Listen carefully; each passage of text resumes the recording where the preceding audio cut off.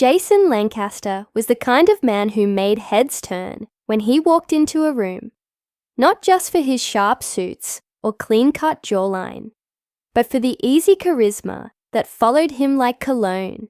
At 38, he had built one of the most respected architecture firms in the Bay Area and lived in a modernist mansion overlooking the Pacific. And then there was Ava, his wife of 8 years. Ava was his opposite in many ways. Where Jason was loud, Ava was reserved. Where he chased deals and power lunches, she found solace in tending to her plants and painting in their sun-drenched studio. But they worked, or at least, that's what everyone thought. From the outside, they were the dream. Money, love, elegance.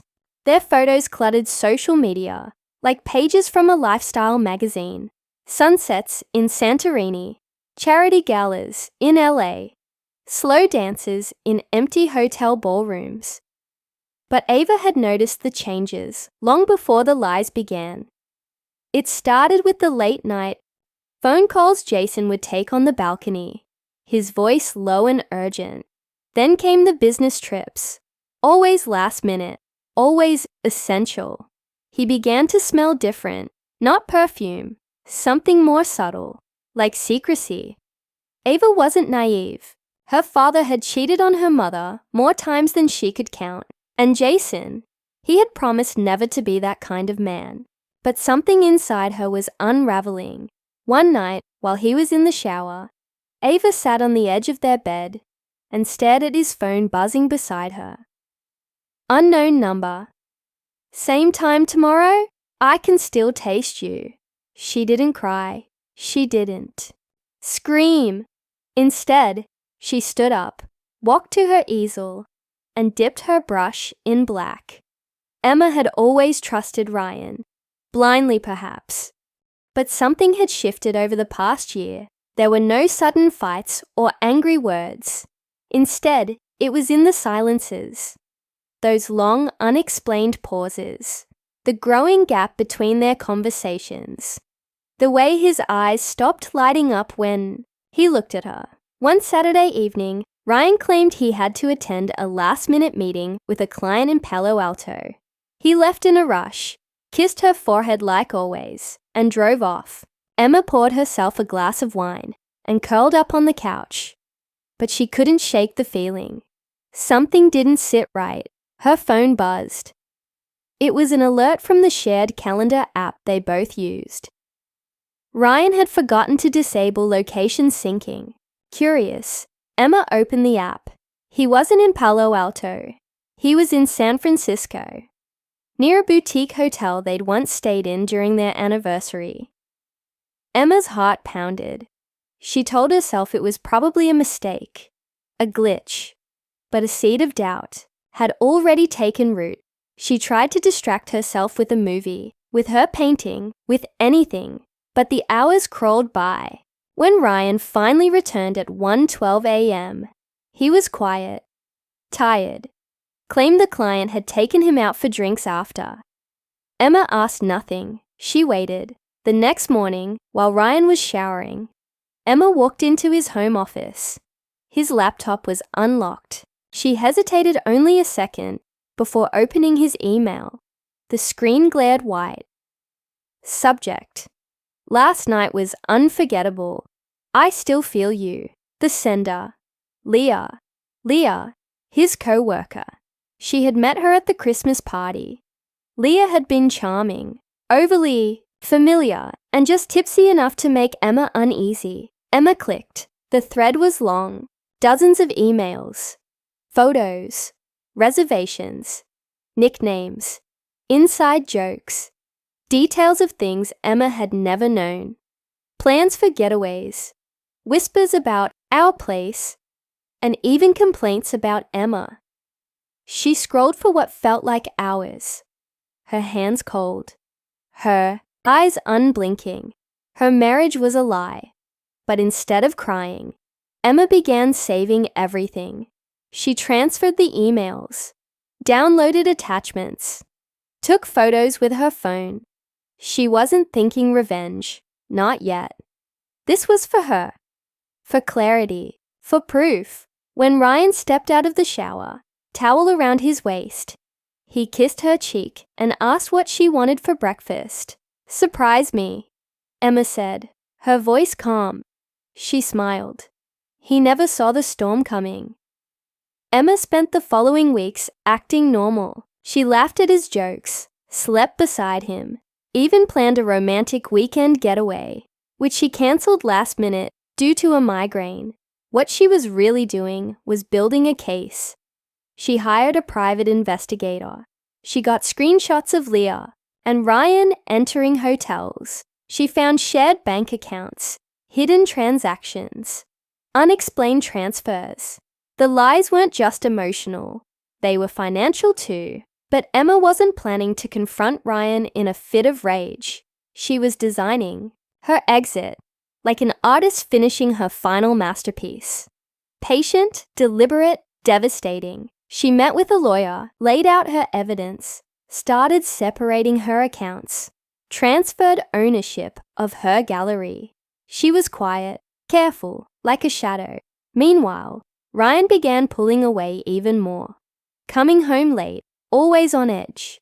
Emma pretended not to notice. She even gifted him a new watch for his birthday. He called her perfect.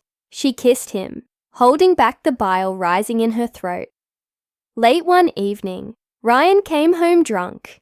He collapsed onto the bed, mumbling Leah's name in his sleep. Emma stared at the ceiling all night. By morning, she had made her decision. She booked a private dinner at home for their 7th anniversary. Flowers, candles, wine. She made his favorite meal. She wore the red dress he used to love. Ryan came home surprised, touched. They ate, talked, laughed. When dessert arrived, Emma handed him a velvet box. "Another gift," he joked. Inside the box was a silver USB stick. "What's this?" he asked. Slideshow," she said sweetly. "Memories." He plugged it into the laptop. The screen lit up with photos of him and Leah, emails, videos, transactions, hotel bills, a full dossier. He looked at her, pale. "Emma, you lied for over a year. You slept beside me and kissed someone else with the same mouth." I can explain. No, I don't want excuses. I want you out tomorrow. Please, I love you. I made a mistake. Emma stood up. Her voice never rose. You made a choice, and now I'm making mine. She walked away as he sat there, shattered. That night, Emma didn't cry. She painted. Her new canvas was titled, "The End of Silence." The days following the confrontation were filled with silence, but this time it was on Emma's terms. Ryan moved out the next morning. Emma watched him pack from the doorway of their bedroom. Arms folded, eyes unblinking. There was no goodbye, no drama, just a slammed car door and the echo of an ending. Emma didn't grieve, not outwardly. She woke up each morning and followed a routine she created to keep from drowning. Tea, yoga, emails, painting. She hired a cleaning service to scrub every trace of Ryan from the house. She even rearranged the furniture, moved the bed to the other side of the room. New sheets, new scent diffusers, lavender and citrus, fresh starts. But healing wasn't linear. There were nights when Emma found herself staring at her phone, thumb hovering over Ryan's name. There were moments when she questioned herself, when she replayed the good memories, wondering if they were all fake. But then she'd scroll through the evidence again, ground herself in the truth. The art helped. Her new series was taking shape. Charcoal sketches layered with gold leaf and deep crimson paint. Each one told a story of loss, pain, transformation. She called it alchemy. The gallery buzzed with anticipation. People noticed the shift in her work. Darker, more intimate. A renowned critic published a piece titled, "From Muse to Masterpiece," Emma's unfiltered voice. Then came Liam. They met again at a mutual friend's book launch. He was taller than she remembered, with the same boyish grin, but wiser eyes. They dated briefly in college, parted ways amicably, and kept in touch through social media over the years. He offered her a glass of wine and a warm smile. "You look fierce," he said. Emma laughed for the first time in weeks. That's one way to put it. They talked for hours. About everything but Ryan. About books, travel, music, and the strange way life loops back around. Liam didn't pry. He didn't pity. He just listened. And when Emma finally told him the whole story, weeks later over a quiet dinner, he didn't offer cliches. He simply reached out, took her hand, and said, "You didn't deserve that. None of it." Emma felt seen. They grew closer, slowly, with no labels, no rush. He became her confidant, her quiet space. He helped her hang the new art pieces for her show, even repaired a broken frame late at night, laughing when he accidentally splattered paint on his shirt. One night, under the softened glow of string lights in her backyard, he kissed her. It was careful, patient, like asking permission. Emma kissed him back. Not because she needed someone, not because she wanted to forget, but because for the first time in a long time, she felt something real, and this time, it was hers. Life was slowly returning to something Emma could almost call peace. Her art career was soaring. Her gallery packed each weekend, and reviews continued to pour in, praising the raw emotional honesty in her latest series. But peace, she learned, was not the absence of noise. It was learning to live with echoes, memories, old wounds, and the whispers of a past she had not yet fully put to rest. Ryan's shadow lingered, not because she missed him, but because the betrayal had rooted itself into her identity. She often wondered who she might have been if she'd never found those emails.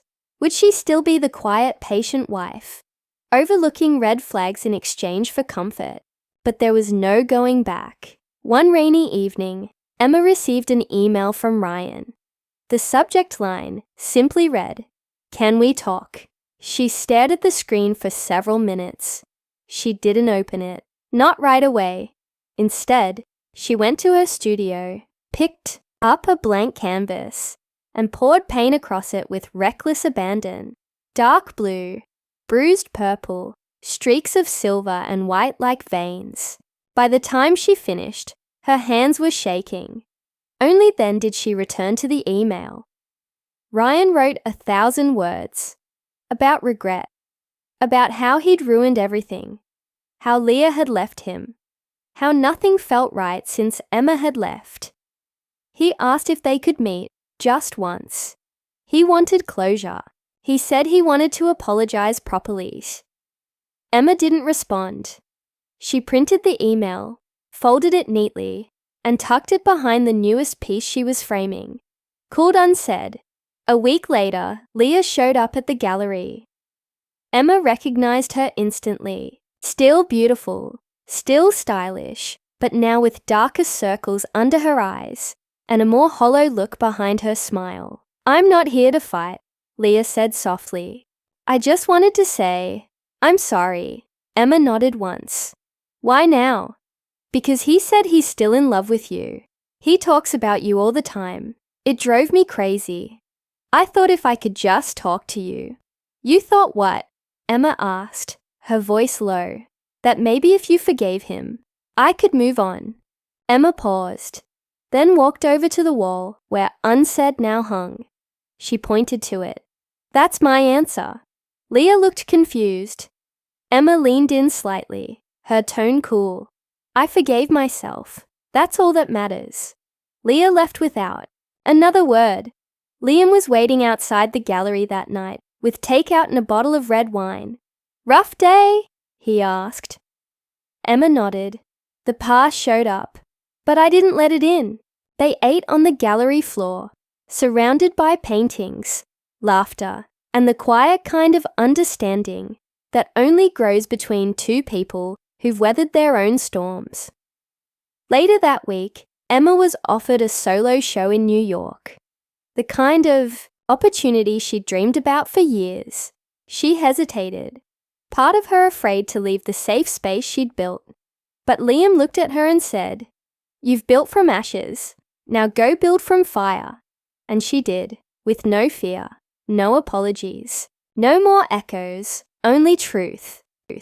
New York was alive in ways Emma had almost forgotten how to feel. The city didn't sleep, and neither did her ambition. Her solo show, titled Alchemy from Ashes to Art, opened at a renowned gallery in Soho. The space buzzed with critics, collectors, and curators, each captivated by the rawness of her work. Pieces like Unsaid, The End of Silence, and Echoes drew crowds. People cried in front of her paintings. They lingered. They whispered. Emma stood in the center of it all, calm and composed, wrapped in a tailored black dress. Her hair swept up. Her lips painted the same red she wore the night she exposed Ryan. But this time, the red wasn't for war. It was her armor. In the days that followed, interviews poured in. Magazines requested features. Invitations came from Berlin, Paris, Tokyo. She was finally seen, not just as someone's wife or a gallery owner, but as an artist in her own right. Back in her New York loft, Emma found herself sketching new concepts, ones rooted in rebirth rather than betrayal. She was no longer painting pain. She was painting what came after. Liam visited often. He never tried to eclipse her success.